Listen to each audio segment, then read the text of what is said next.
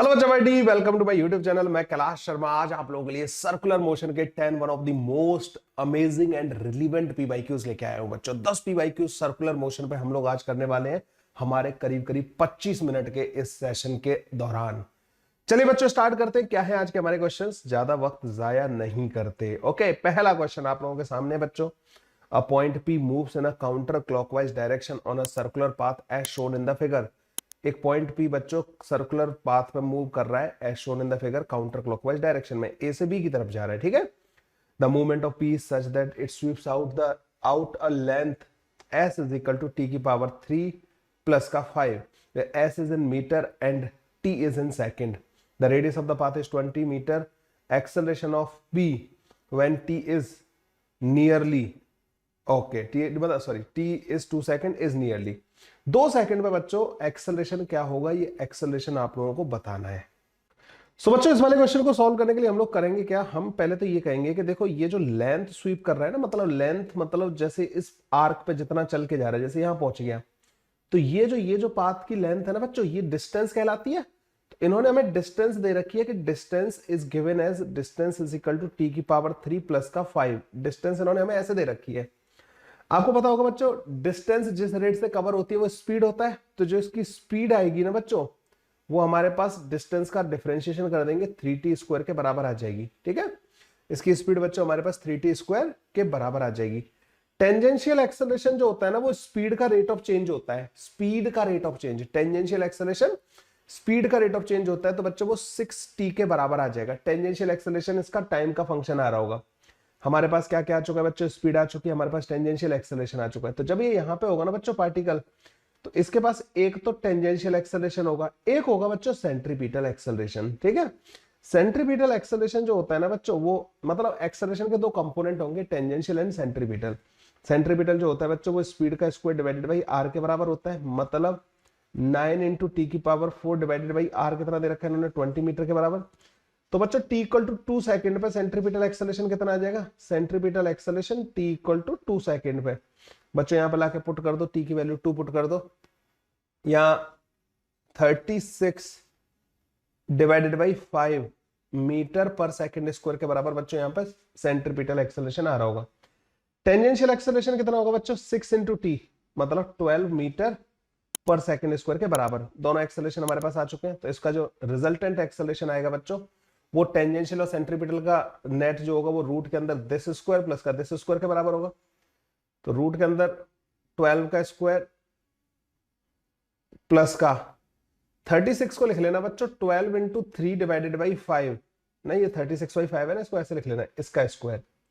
तो एक ही वैल्यू जो आ जाएगी ना बच्चों, 12 तो कॉमन ले लेना ऊपर से, रूट के अंदर 1 प्लस का 9 डिवाइडेड बाई 25 आ जाएगी। ठीक है, 1 प्लस का दिस, तो एक ही वैल्यू आएगी बच्चों 12 डिवाइडेड बाई 5 रूट के अंदर 34। ठीक है, ये जो रूट के अंदर 34 है करीब करीब 6 के करीब होगा। तो अगर मैं इसको 6 मान के चलूं तो 72 डिवाइडेड बाई 5 आ जाएगा बच्चों ना मेरे पास। तो एक ही वैल्यू कुछ 14 मीटर पर सेकेंड स्क्वायर के क्लोज वाला ऑप्शन होगा। तो क्लोज टू ऑप्शन बच्चों ये वाला दे रखा है, यही मेरा आंसर होगा बच्चों। ठीक है, आप बोलोगे सर 13 भी तो दे रखा है। तो बच्चों मैं उसमें ये बताना चाहूंगा आपको कि मैंने इसको ना, मतलब ये करीब 70 के करीब आ जाएगा। रूट के अंदर 34 है ना, करीब करीब 7 इंटू 12 70 के करीब आ जाएगा। थोड़ा इसको छोटा करोगे तो ये छोटा होगा, लेकिन 14 के करीब आएगा। तो D option should be the correct option. ठीक है, वही करेक्ट ऑप्शन दे रखा है। क्लियर है बच्चों? तो इस टाइप के क्वेश्चंस में ध्यान रखना, सेंट्रीपिटल और टेंजेंशियल। सर्कुलर पाथ पे बच्चों टेंजेंशियल भी चेक करना। टेंजेंशियल स्पीड चेंज करता है, सेंट्रीपिटल डायरेक्शन चेंज करता है। लेकिन जब आपसे कोई पूछे व्हाट इज द एक्सेलरेशन, तो एक्सेलरेशन में आपको टेंजेंशियल एंड सेंट्रीपिटल दोनों का ध्यान रखना होता है। एक बढ़िया क्वेश्चन रिवीजन के पॉइंट ऑफ व्यू से। अगले क्वेश्चन पे चलते हैं बच्चों। For a particle in uniform circular motion the acceleration A at a point r, theta on the circle of radius r is. तो बच्चों यहाँ पे एक पार्टिकल है जो कि यूनिफॉर्म सर्कुलर मोशन कर रहा है। यूनिफॉर्म सर्कुलर मोशन में अच्छी बात क्या होती है बच्चों, कि यूनिफॉर्म सर्कुलर मोशन में टेंजेंशियल एक्सेलरेशन बच्चों 0 होता है। ठीक है, ओनली सेंट्रीपिटल एक्सेलरेशन होता है, मतलब स्पीड चेंज ही नहीं हो रही होती। तो जब ये पार्टिकल बच्चों किसी भी टाइम पे r, थीटा का मतलब समझते हो, ओरिजिन से r डिस्टेंस पे थीटा एंगल पे बच्चों ये वाला जो पॉइंट होगा ना, यहाँ पे बात करनी है हमें। जनरली बच्चों हम पार्टिकल को इस तरीके से ऐसे जाता हुआ मानते हैं। ठीक है, इस तरीके से जाता हुआ मानते हैं। इसमें भी मतलब ये चीज जरूरी थी कि हमें कैसे जाता हुआ मानेंगे हम लोग ना, ऐसे करके जाता हुआ मानेंगे इसको। ये एक्स एक्सिस होगी, ये वाई एक्सिस होगी, तो इसका सेंट्रीपिटल एक्सेलरेशन बच्चों किधर की तरफ आएगा, इधर की तरफ। क्या आपको दिखाई दे रहा है कि सेंट्रीपिटल एक्सेलरेशन का एक्स और वाई कंपोनेंट दोनों ही नेगेटिव होने चाहिए। इसका एक्स कंपोनेंट नेगेटिव दे रखा है, वाई पॉजिटिव दे रखा है, negative positive, negative negative, negative positive, C option. ज्यादा कुछ चेक भी नहीं करना था, बस हमारा डायरेक्शन से ही बच्चों सीधा आ जाएगा और वही इसका आंसर है। करना भी होता बच्चों तो आपको पता है कि सेंट्रीपिटल एक्सेलरेशन की वैल्यू जो होती है ना, सेंट्रीपिटल की जो वैल्यू होती है बच्चों वी स्क्वायर अपॉन आर के बराबर होती। ये एंगल थीटा है बच्चों, तो इधर वाला कंपोनेंट कॉस थीटा आता और इधर वाला कंपोनेंट बच्चों साइन थीटा आता। तो इधर वाला बच्चों v square upon r cos theta, ये वाला आ जाएगा बच्चों v square upon r sine theta के बराबर। ठीक है, तो माइनस का v square upon r sine theta j cap और v square upon r cos theta i cap, ये बच्चों हमारे पास आंसर आ जाएंगे। डन बच्चों, सी ऑप्शन बच्चों इसका करेक्ट ऑप्शन हो जाता है। अगला क्वेश्चन बच्चों, two cars of mass m1 and m2 are moving in a circle of radius r1 and r2 respectively. ठीक है, दो कार है m1 m2 की r1 r2 रेडियस के सर्कल में घूम रही है। Their speed are such that they make complete circle in same time. तो इनकी स्पीड बच्चों इस तरीके से कि सेम टाइम में ये सर्कल कंप्लीट कर रहे हैं, मतलब इनका जो टाइम पीरियड है ना वो सेम है। The ratio of their centripetal acceleration will be. देखो बच्चों, इसको करने के वैसे दो तरीके। एक तो मैं ओमेगा के टर्म में बात कर सकता हूं कि दोनों के ओमेगा सेम होंगे, omega 1 will be equal to omega 2। क्यों, आपको टाइम पीरियड पता है, टाइम पीरियड जो होता है वो 2 पाई बाई ओमेगा के बराबर होता है।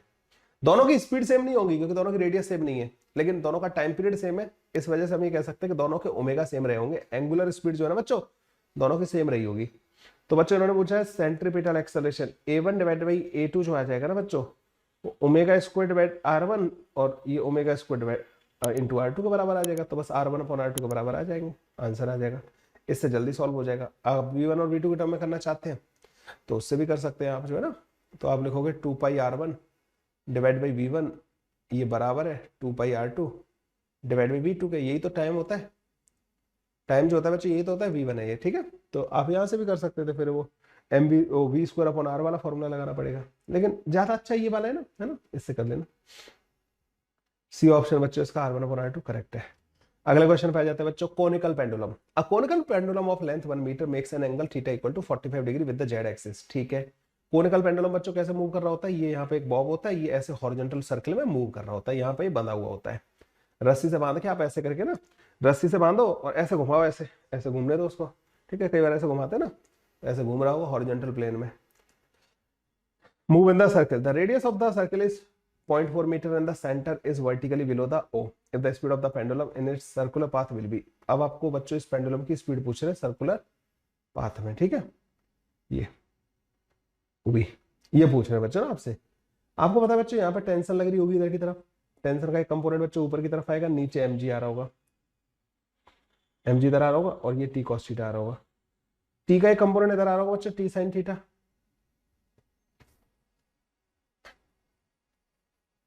ठीक है, तो बच्चों सबसे पहले तो मुझे ये पता है कि ये हॉरिजॉन्टल प्लेन में ही मूव कर रहा है, तो टी कॉस थीटा होगा ना वो mg के बराबर होगा, और टी साइन थीटा बच्चों इसको क्या कर रहा होगा, सेंट्रीपिटल प्रोवाइड कर रहा होगा, m v square divide by r के बराबर। आर कौन सा लेना है बच्चों, ये वाला लेना है हमें आर ना। उन्होंने वैसे दे रखा है, मतलब ना इतना टेंशन नहीं, मोस्ट ऑफ द टाइम बच्चों इसमें लेंथ गिवन होती है, इसमें तो उन्होंने आर की वैल्यू दे रखी है, कोई बात नहीं। स्पीड पूछिए बच्चों ना, तो हम क्या करेंगे, इन दोनों को डिवाइड कर देंगे, तो जो टेन थीटा आएगा ना बच्चों हमारे पास, v square divide by r into g के बराबर आ जाएगा टेन थीटा। थीटा की वैल्यू कितनी दे रखी है बच्चों, 45 डिग्री के बराबर दे रखी है। तो वी स्क्वायर बच्चों हमारे पास रूट के अंदर आर इंटू जी के बराबर आ जाएगा। जी की वैल्यू 10 पुट कर दो, आर की वैल्यू 0.4 है, तो ये रूट के अंदर 4 बन जाएगा, तो वी की वैल्यू बच्चों हमारे पास 2 मीटर पर सेकंड के बराबर आ जाएगी। डी ऑप्शन बच्चों इसका करेक्ट ऑप्शन आ जाएगा।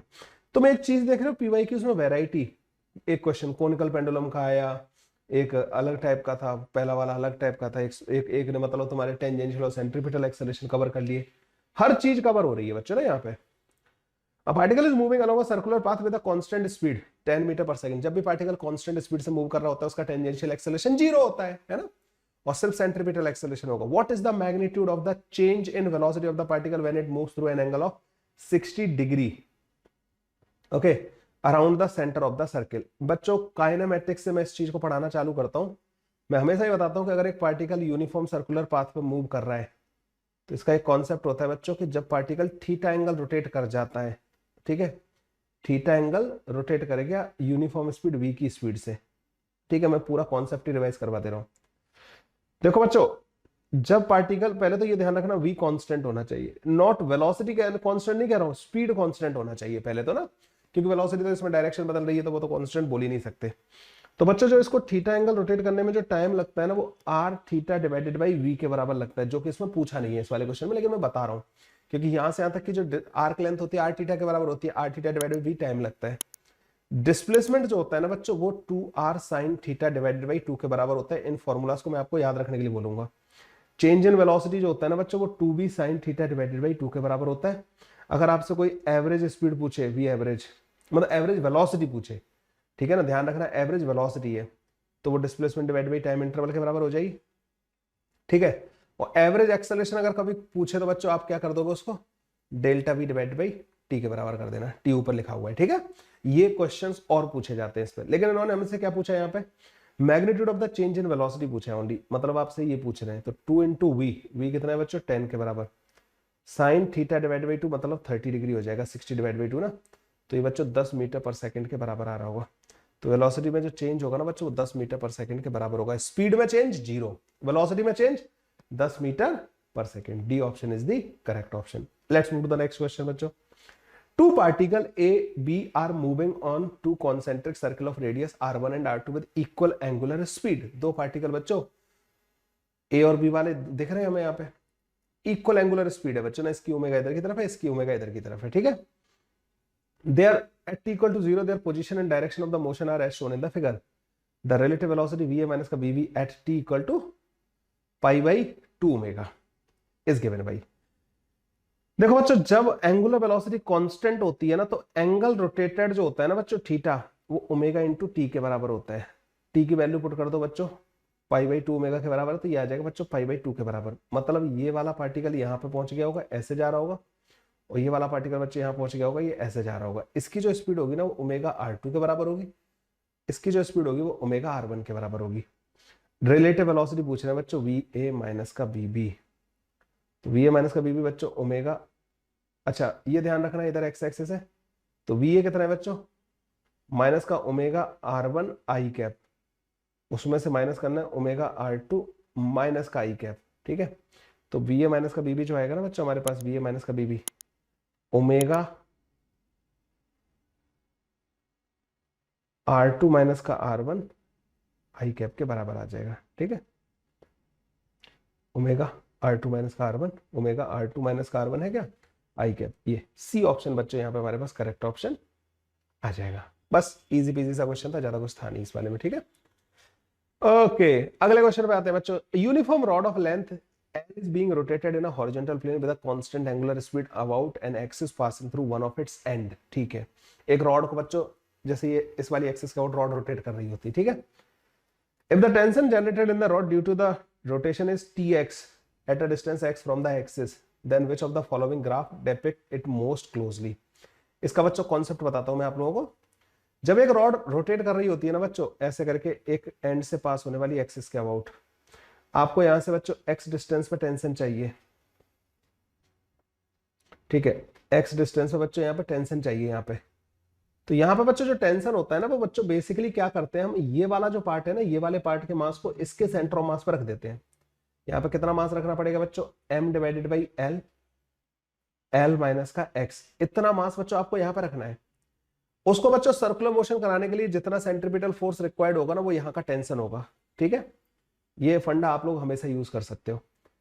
तो इसको, इसकी रेडियस कितनी हो जाएगी बच्चों, रेडियस तो x प्लस का l माइनस का x डिवाइडेड बाई 2, तो ये हो जाएगी l प्लस का x डिवाइडेड बाई 2 के बराबर। इस रेडियस के सर्कल में घुमाना है मुझे, तो टेंशन जो आएगी ना बच्चों x पे वो आएगी मास जो कि m divided by l, l minus का x, ये मास हो गया इनटू ओमेगा का स्क्वायर इनटू रेडियस जो कि l प्लस का x डिवाइडेड बाई 2 के बराबर है।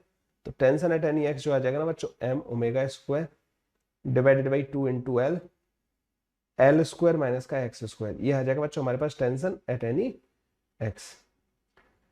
आपको दिख रहा है बच्चों टेंशन जो है एक्स स्क्वायर के एक्स स्क्वायर मतलब टेंशन और एक्स में जो रिलेशन आ रहा है वो क्वाड्रेटिक टाइप का आ रहा है ना, और एक्स का कोई कोफिशिएंट है वो नेगेटिव है, तो मतलब एक डाउनवर्ड पैराबोला बनेगा ये, ठीक है, डाउनवर्ड पैराबोला। बस इतना चेक कर लेना था हमें, ठीक है। ये मैंने फंडा भी आपको बता दिया, डाउनवर्ड पैराबोला बनेगा बच्चों। यहाँ पे डाउनवर्ड पैराबोला कौन सा है, ये वाला, ए वाला option will be our correct option. दूसरे एंड पे एल लेंथ वाले एंड पे बच्चों टेंशन जीरो हो जाएगी, ठीक है। ओके, अगले क्वेश्चन पे आते हैं बच्चों। A particle of mass m is fixed to one end of a light spring having spring constant k and unstretched length l। ये लैम्डा नहीं है बच्चों, ये l है, ठीक है। The other end is fixed. The system is given an angular speed omega about the fixed end of the spring such that it rotates in a circle in a gravity free space. Then the stretch in the spring is, spring में जो stretch होगा बच्चों that we have to find. ये बच्चों multiple time question repeat हुआ है, बस कभी कुछ पूछ लिया, कभी कुछ पूछ लिया, कभी कुछ पूछ लिया। एक ब्लॉक है बच्चों, यहाँ पे एक स्प्रिंग है, देखो एक यहाँ पे बच्चों एक स्प्रिंग हो गई, यहाँ पे एक ब्लॉक हो गया, ये बच्चों इसके अबाउट ऐसे रोटेट कर रहे हैं, ठीक है। एक मिनट, ऐसे सर्कल भी बना देते हैं, इसके अबाउट ही रोटेट कर रहे हैं। इसकी जो रेडियस होगी ना बच्चों वो बेसिकली एल प्लस का एक्स के बराबर होगी। मान लीजिए एक्स इसमें एक्सटेंशन आ रखा है, तो रेडियस जो होगी ना बच्चों एल प्लस का एक्स के बराबर होगी, ठीक है। तो इस पर जो फोर्स लग रहा होगा बच्चों, फोर्स लग रहा होगा इस पर के इंटू एक्स के बराबर, यही फोर्स लग रहा होगा। स्प्रिंग जो फोर्स लगाती है वो तो एक्सटेंशन के हिसाब से लगाती है, ये इसको सेंट्रीपिटल प्रोवाइड कर रहा होगा, m omega square l plus का एक्स। एक्स वाले टर्म्स को एक तरफ ले जाओ बच्चों, तो के माइनस का m omega square into x m omega square into l. तो एक्स की वैल्यू आ जाएगी बच्चों m omega square into l divided by k minus का एम ओमेगा स्क्वायर। लो जी, ये आ जाएगी बच्चों हमारे पास एक्स की वैल्यू, एक्स बच्चों हमारे पास इतना होगा, ये हमारा आंसर आ गया, ठीक है। M omega square l divided by k minus का एम ओमेगा स्क्वायर, ये ए ऑप्शन बच्चों इसका करेक्ट ऑप्शन आ जाएगा। मल्टीपल टाइम रिपीट ऑलरेडी हो चुका है, अभी भी रिपीट होने के इसके चांसेस है। इस वाले क्वेश्चन को तो बच्चों डेफिनेटली ध्यान में रख के जाइएगा। अगले क्वेश्चन पे आते हैं बच्चों। A particle move such that the position vector r vector जो है cos ओमेगा टी प्लस का आई कैप प्लस का sin omega t j cap है। Omega is a constant and t is the time. Which of the following statement is true for the velocity v and the acceleration a of the particle. देखो बच्चों सबसे पहले मुझे क्या क्या दे रखा है, आर वेक्टर दे रखा है, r vector is equal to cos omega t i cap plus का sin omega t j cap, ठीक है। अब वेलोसिटी क्या आएगी बच्चों, यहां से वेलोसिटी आएगी बच्चों यहाँ पर D R by D T करके, ठीक है। D R by D T करूंगा तो माइनस का omega sine omega t i cap plus का cos omega t j cap. Velocity बच्चों मेरे पास इतनी आ जाएगी, ठीक है। एक्सेलरेशन अगर मैं देखूं बच्चों, इन्होंने क्योंकि एक्सेलरेशन के बारे में भी बात की है तो इसको एक और बार डिफरेंशिएट कर देना, माइनस का omega square cos omega t i cap, अच्छा यहाँ पे एक ओमेगा भी आएगा, माइनस का omega square sine omega t j cap, ठीक है। ओके, मुझे यहाँ पे एक चीज समझ में आ रही है कि जो एक्सेलरेशन है ना बच्चों वो माइनस का ओमेगा स्क्वायर आर वेक्टर है। देखो माइनस ओमेगा स्क्वायर अगर कॉमन ले लो तो माइनस का ओमेगा स्क्वायर आर वेक्टर के बराबर एक्सेलरेशन आ रहा है। तो ये कह रहे हैं v and a both are perpendicular to r। क्या वेलोसिटी एंड एक्सेलरेशन दोनों एक दूसरे के परपेंडिकुलर है? नहीं, ये तो मुझे दिख रहा है ना एक्सेलरेशन आर वेक्टर के अपोजिट है। आर वेक्टर और एक्सेलरेशन का रिलेशन ये है, तो ये गलत हो जाएगा। v and a both are parallel to r vector. Velocity नहीं यार, ये पैरेलल। देखो एक काम करो, v डॉट r करके देखना, वेलोसिटी और r का डॉट प्रोडक्ट करके देखना। जब आप इन दोनों का डॉट प्रोडक्ट करोगे ना तो जीरो आ रहा होगा, मतलब वेलोसिटी तो परपेंडिकुलर है आर वेक्टर के, लेकिन एक्सेलरेशन परपेंडिकुलर नहीं है, एक्सेलरेशन एंटी पैरेलल है, ठीक है। तो ये भी गलत हो जाएगा। v is perpendicular to r vector, a is directed away from the origin, नहीं ये भी गलत हो जाएगा। a माइनस आर वेक्टर के अलोंग है ना, तो v is perpendicular to r vector, a is directed towards the origin. D option बच्चों इसका करेक्ट ऑप्शन आ जाएगा। क्या ये आपको विजिबल था? यस। इस तरीके से बच्चों ये डी वाला ऑप्शन हमारा करेक्ट ऑप्शन हो जाएगा। बढ़िया क्वेश्चन था, है ना। हर एक क्वेश्चन बच्चों आपको डिफरेंट देखने को मिल रहा होगा, अच्छा भी लग रहा होगा आपको, कुछ ना कुछ सीखने को मिल रहा है, हर एक क्वेश्चन से सीखने को मिलेगा। आप चाहे तो बच्चों देखो पीडीएफ के थ्रू इन क्वेश्चंस को कर सकते हैं या आप वीडियोस को एक ऑर्डर में देख सकते हैं। आप लोगों का लेवल डेफिनेटली, आप इनसे अपने शॉर्ट नोट्स बनाते जाइएगा, आप लोगों का लेवल ऑटोमेटिकली इंप्रूव होता जाएगा। A car is moving with a constant speed of 20 meter per second in a circular horizontal track of radius 40 meter. A bob is suspended from the roof of the car by a massless string. The angle made by the string with the vertical will be. तो यहाँ पे बच्चों एक car है जो कि circular path पे move कर रही है, ठीक है, ऐसे करके ना, ये ऐसे सर्कुलर पाथ में मूव कर रही है। तो आपको पता है अगर यहाँ पे बॉब लटका हुआ होगा तो बॉब तिरछा लटका होगा ऐसे करके,